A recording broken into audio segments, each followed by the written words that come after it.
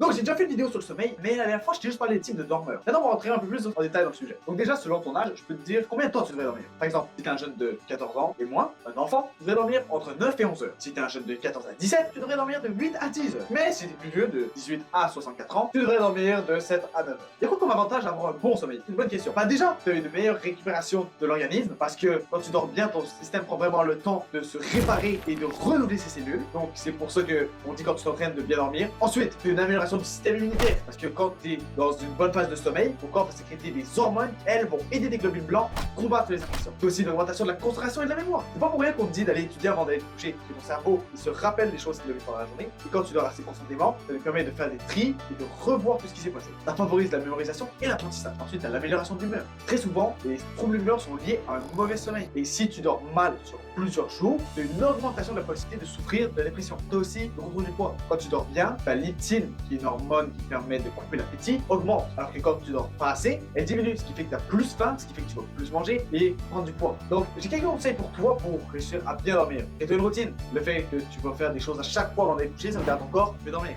Ensuite, crée-toi un environnement qui est favorable à ton sommeil. Une boîte d'électronique dans ta chambre, ferme les lumières et baisse la température de ta chambre. Si tu descends la température de ta chambre, ton corps va aussi descendre ta température, ce qui va ralentir ton organisme pour faire que tu vas mieux dormir. Évidemment, c'est d'éviter les activités ou de consommer des choses qui vont stimuler justement ton corps. Ou plutôt faire des choses qui reposent, comme lire, faire du yoga. Et j'ai appris dernièrement aussi que si tu as une lumière au plafond et que tu la laisses allumer juste avant d'aller dormir, ça va ralentir ta phase de sommeil. Parce que tu as des capteurs dans tes yeux qui font que la lumière qui vient d'en haut te réveille. C'est pour ça qu'on te dit d'aller dehors voir le soleil quand tu veux te réveiller. Parce que tu as justement ces capteurs-là qui vont être activés par la lumière du soleil. Donc c'est ça. Si tu veux voir des changements immédiats dans ta vie, commence à mieux dormir.